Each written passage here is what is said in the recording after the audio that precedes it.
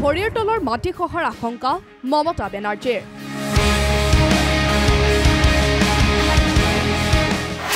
না মানে কা পশ্চিমবঙ্গত হবলৈ নিদিয়ে বলবৎ। একবার নয় হাজার বার আমরা মানছি না, আমরা মানব না। পিছে কিয় কা নামানে মমতা বেনাৰ্জীয়ে? আকৰগোজ মমতা বেনাৰ্জীয়ে নামানে কা। কেন্দ্ৰীয় গৃহ মন্ত্ৰালয়ে কালি অধিসূচনা জাৰি কৰি দেশজুৰি কা বলবৎ কৰিলেও এই সিদ্ধান্ত মানি ল'ব খোজা নাই পশ্চিমবংগ চৰকাৰে। ৰাজ্যখনৰ মুখ্যমন্ত্ৰী মমতা বেনাৰ্জীয়ে ঘোষণা কৰিছে যে কোনো পধ্যে পশ্চিমবংগত বলবৎ হ'বলৈ নিদিয়ে কা। পিছে কিয় এই সিদ্ধান্ত মমতা বেনাৰ্জীৰ? পশ্চিমবংগত যথেষ্ট সংখ্যক বাংলাদেশৰ পৰা প্ৰব্ৰজিত নিৰ্যাতিত হিন্দুই আশ্ৰয় লৈ আছে যদিও সেইসকলক কাৰ জৰিয়তে নাগৰিকত্ব প্ৰদানৰ বিৰোধিতা কৰিছে মমতা বেনাৰ্জীয়ে। কা বলবৎ হ'লে বিজেপিয়ে পশ্চিমবংগত ৰাজনৈতিক মুনাফা আদায় কৰিবলৈ সক্ষম হ'ব আৰু তৃণমূল কংগ্ৰেছৰ ভৰিৰ মাটি খহিব, তেনে এক আশংকাতে উত্তেজিত হৈ পৰিছে নেকি মমতা বেনাৰ্জী। মমতাৰ ঘোষণা, নতুনকৈ নাগৰিকত্বৰ বাবে আবেদনৰ প্ৰয়োজন নাই, সকলোকে আশ্ৰয় দিব মমতা চৰকাৰে। মমতাৰ অভিযোগ, কা বাঙালীক ভাগ ভাগ কৰাৰ খেলা। মমতা বেনাৰ্জীয়ে অভিযোগ কৰিছে যে বাঙালীক ভাগ ভাগ কৰিবলৈকে বিজেপিয়ে কা বলবৎ কৰিব বিচাৰিছে। পশ্চিমবংগত সকলোকে আশ্ৰয় দিয়াৰ কথা ঘোষণা কৰি তেওঁ অভিযোগ কৰিছে যে কাৰ পৰ্টেলত নাগৰিকত্ব বিচৰাসকল অনুপ্ৰৱেশকাৰী হৈ যাব।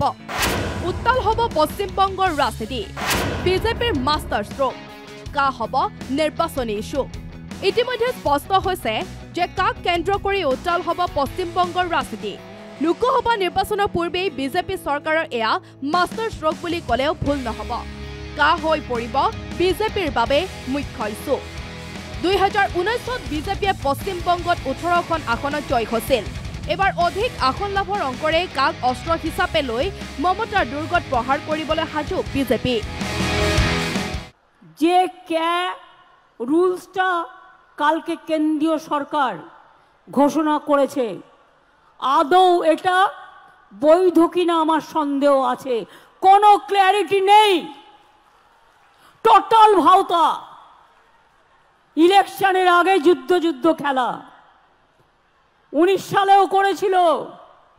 2019 সালে এনআরসির নামে আসামে 19 লক্ষ লোকের মধ্যে 13 লক্ষ বাঙালি হিন্দুকে বাদ দেওয়া হয়েছিল।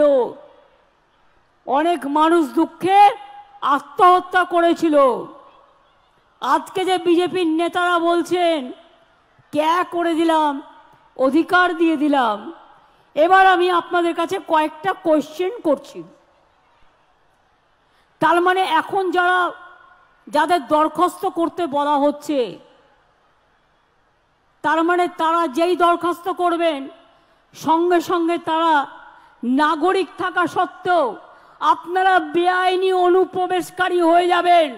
তাহলে আপনাদের সম্পত্তি কি হবে, আপনাদের চাকরি বাকরি কি হবে, আপনাদের ছেলে মেয়েদের পড়াশুনো কি হবে, সবটাই বেআইনি ডিক্লেয়ার হয়ে যাবে। আপনাদের কোনো অধিকার থাকবে না। এটা অধিকার কারার খেলা। বারবার ভাববেন, একবার নয় হাজার বার আমরা মানছি না, আমরা মানব না। Bureau report, the news plus.